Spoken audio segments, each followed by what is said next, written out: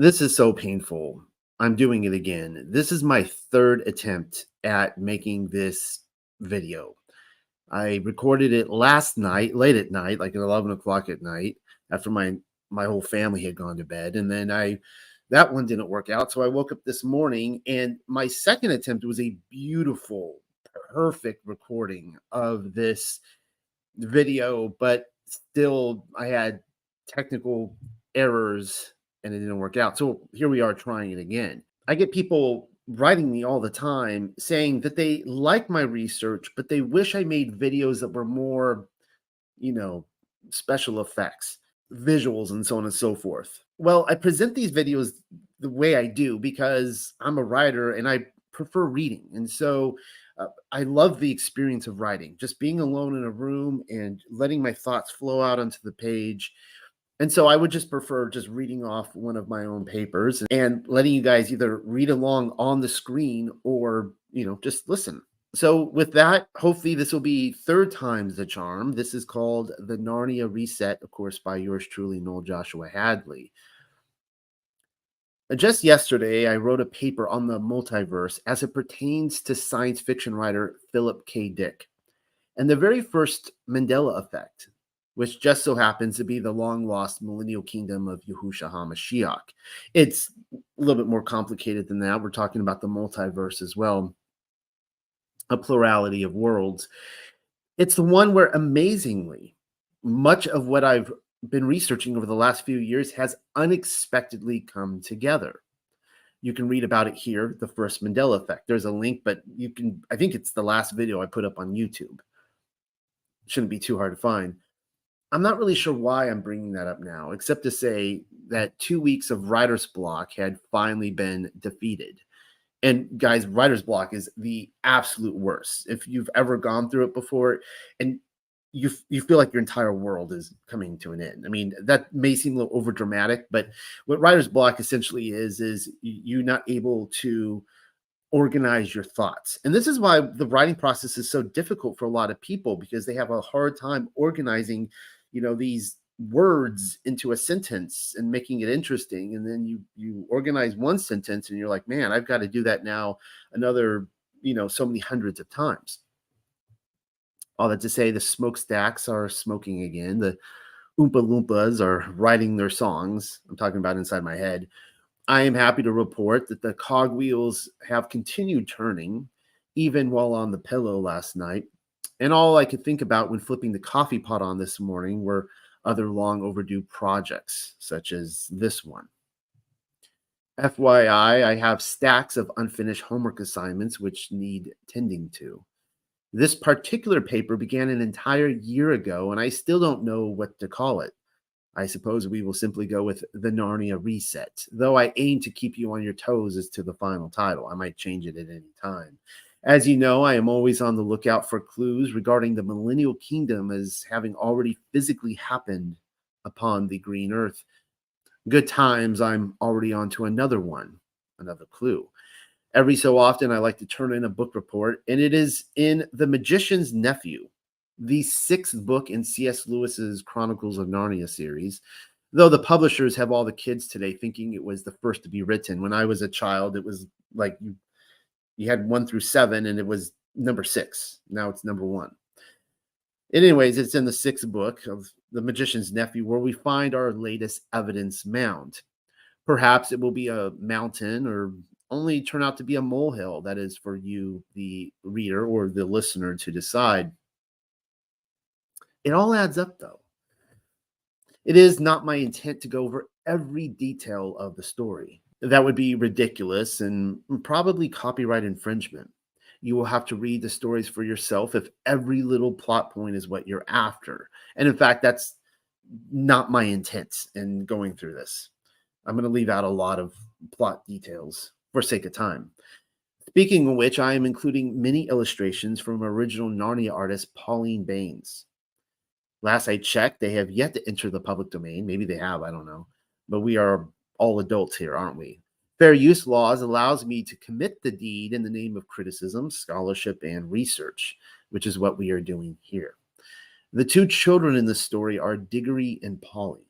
Spoiler alert, And Diggory grows up to become the professor in The Lion, the Witch, and the Wardrobe. Well, here is the short of the story that we're looking at.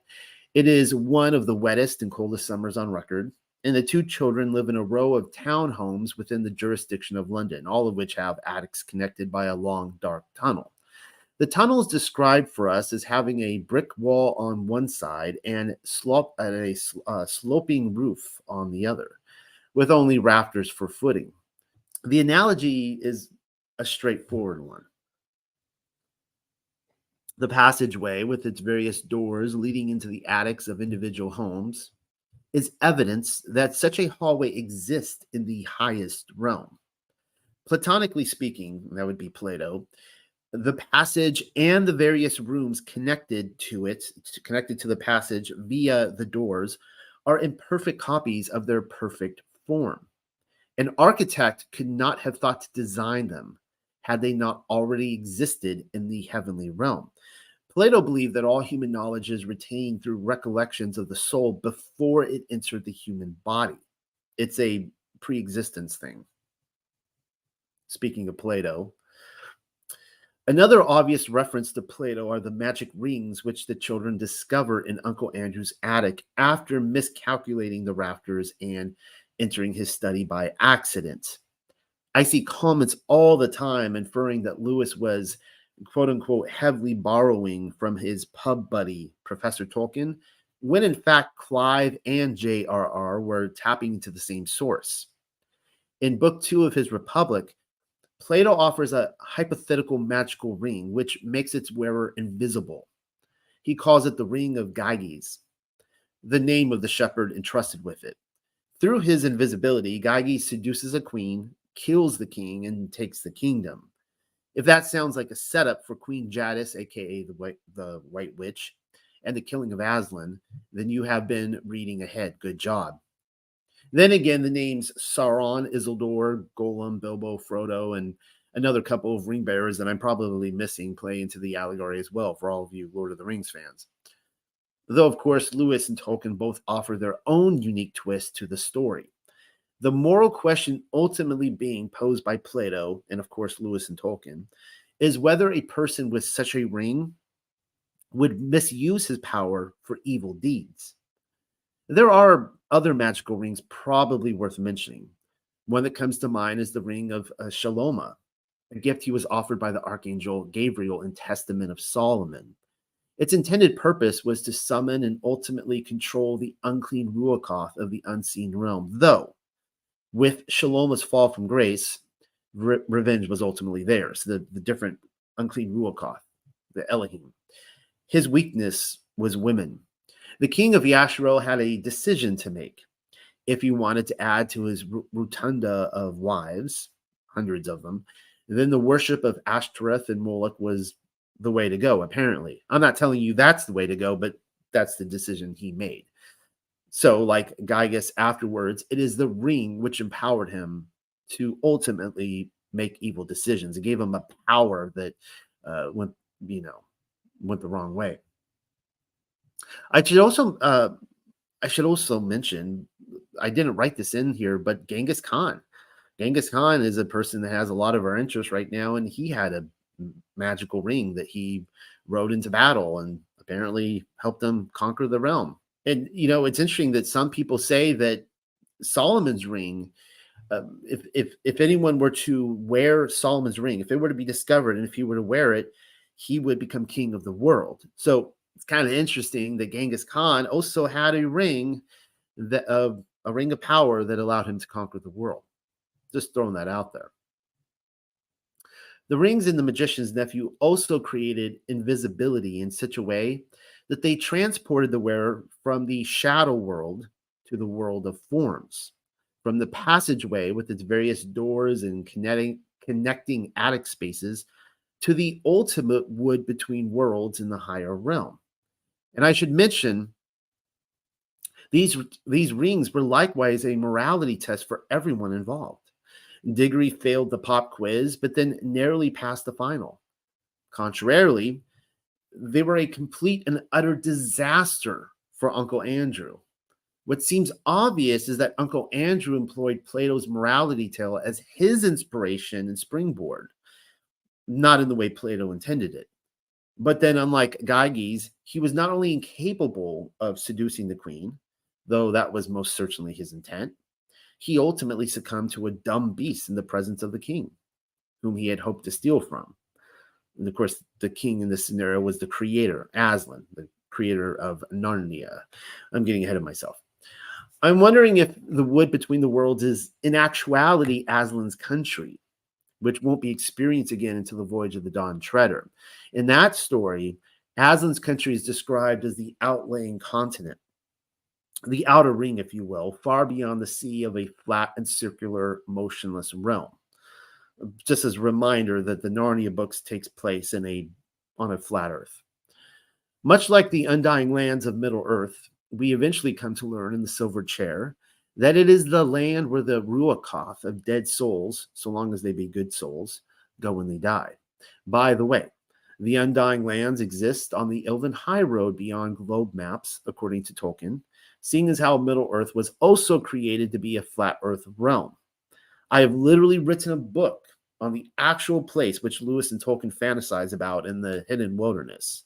There's a link for you there. You can pick it up in the store at the Unexpected Cosmology. And I have a chapter in there talking about Tolkien and how Middle Earth had started out flat, and then exoterically it became a globe, which is a lame kind of plot point, but esoterically it's brilliant.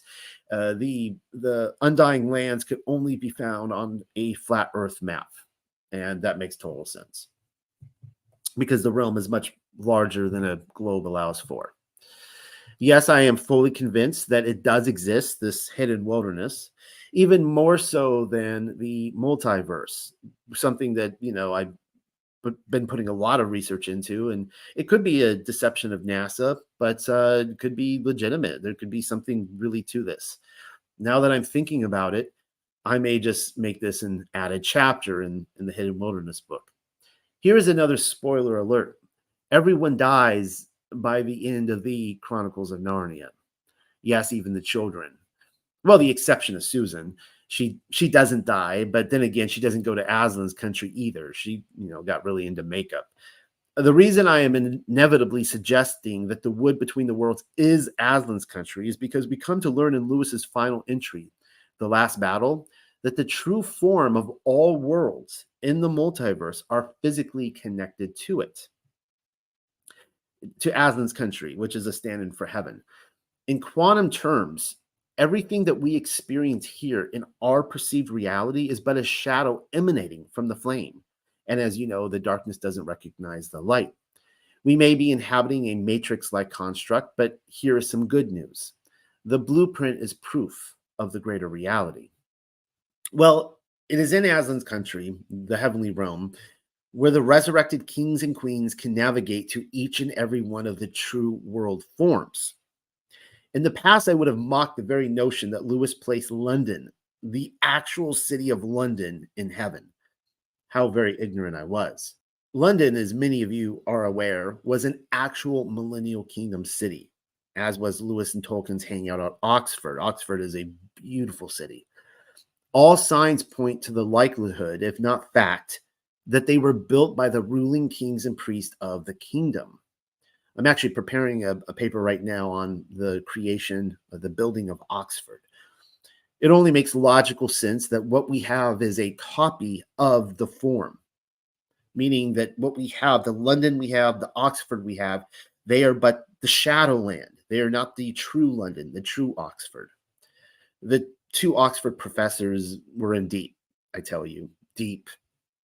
With all that we've been through, the various puddles which Diggory discovers in the wood between the worlds is what actually prompted me to finalize this paper.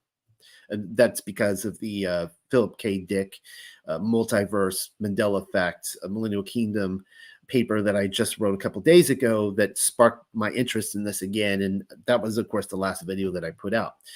Seeing as how each puddle is the entranceway to another world, the entire scenario screams of the multiverse. There is more to it than that, though.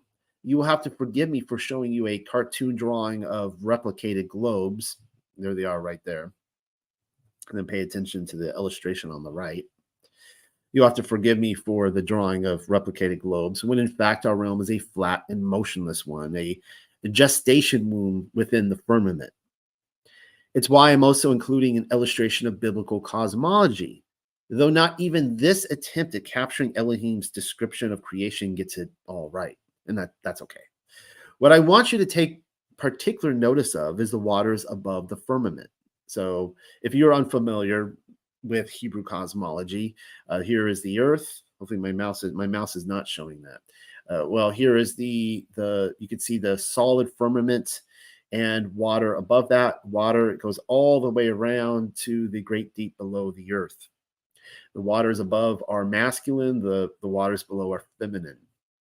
There is an ocean of water above us as well as below, the masculine and the feminine. Heaven, or the Platonic world of forms, is positioned directly above the ocean held up by the firmament. There is the wood between the worlds and your puddle.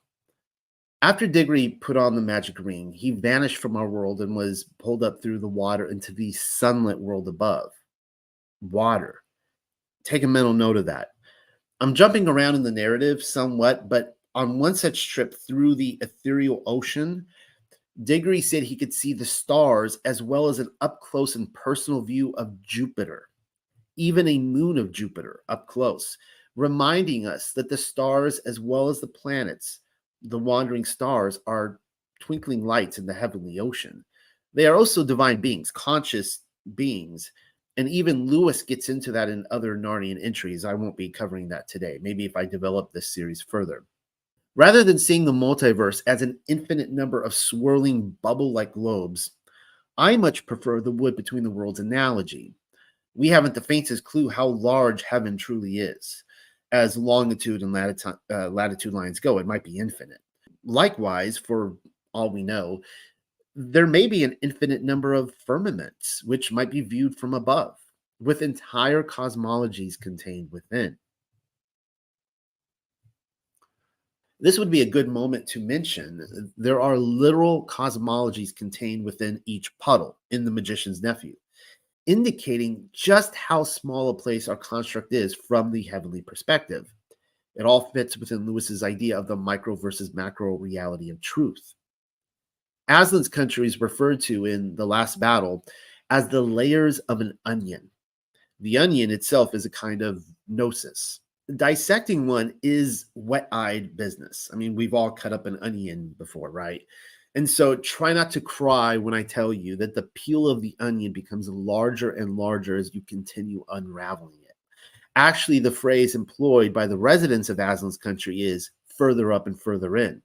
By comparison of the seasoned traveler, even Aslan's country is a small place upon first entry. But then it expands, growing ever larger and larger, cyclically repeating its exponential growth, as though a multitude of dimensions are being overlaid upon the heavenly traveler's gnosis. It is a repeated theme throughout Lewis's literary multiverse. You will have to read The Great Divorce to find out how small Sheol truly is. The protagonist of that book purchases a bus ticket which leads him from hell to heaven. Call it a field trip, if you will.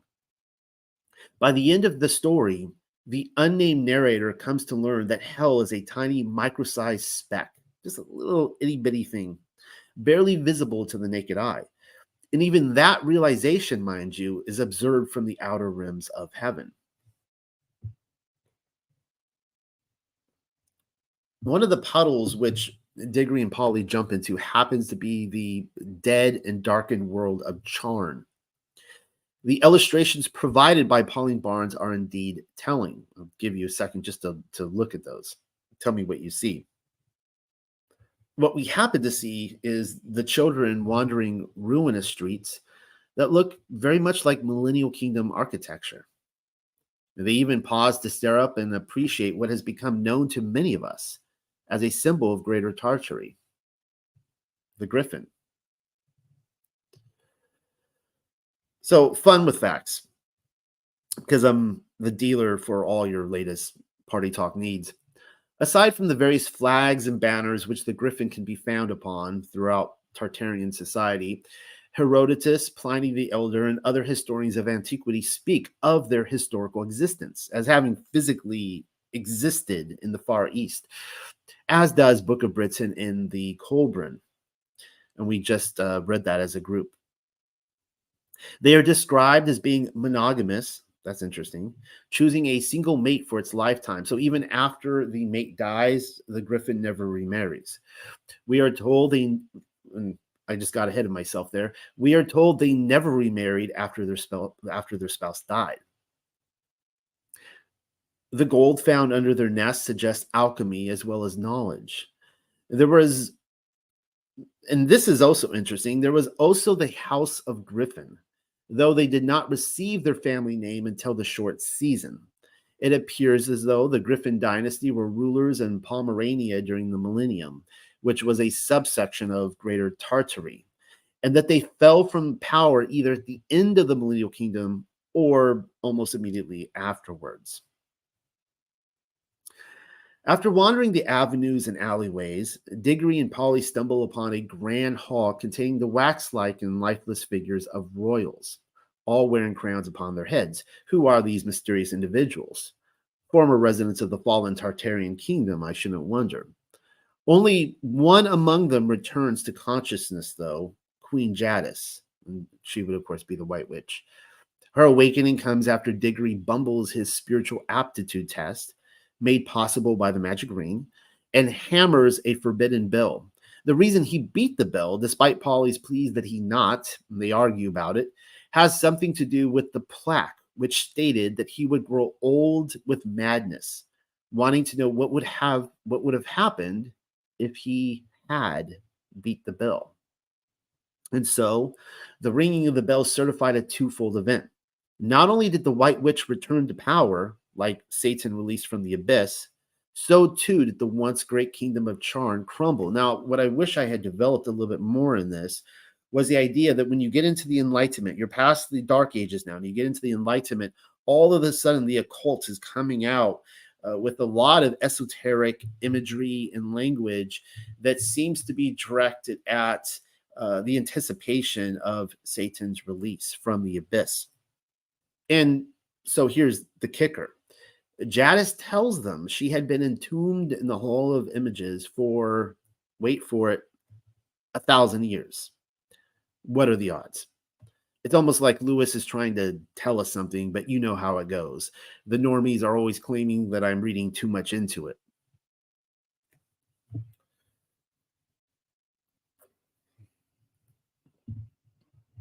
In a rather humorous turn of events, Queen Jadis is let loose in the streets of London, of all places. Another coincidence, I'm sure. The eschatological Tartars may have certain ideas regarding Greater Tartary, but my research has led me to suspect Britain was the happening place, maybe even ground zero for the 1,000-year reign. You can read why I've come to those conclusions here in a link, Cities of the Millennial Kingdom. That was a video I put out last year, so good luck finding that in the feed. It was in Normandy, France, just across the English Channel, where Satan was defeated by Michael and thrown into the abyss on the first go-round. The location of his capture was memorialized with the construction of Mont Saint-Michel, a beautiful place and one of the greatest places I've ever been. The battle was over Britain. And so, is it any wonder that the Satan character would return for the fight immediately after arriving in our realm? To London.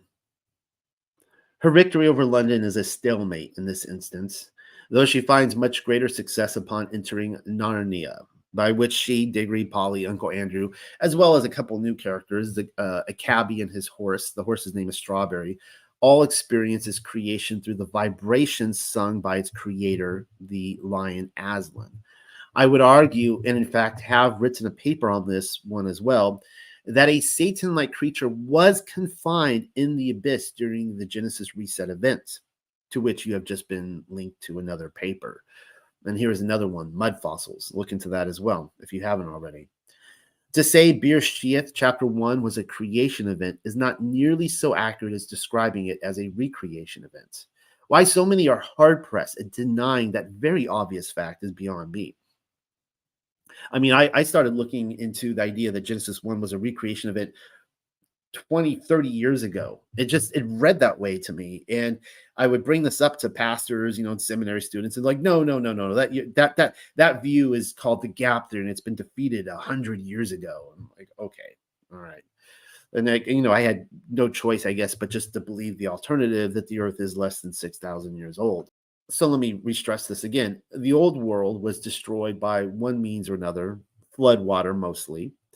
A new one was built using the geological column as its foundation, much as our own present world was reshaped over the ruins of the kingdom and the mud flood, and of course, melted cities as well.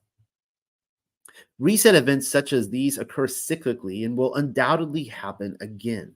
At any rate, using an inhabitant of Charn to explain the origins of evil within Narnia is a clever sleight of hand to avoid the usual lifted eyebrows among evangelicals.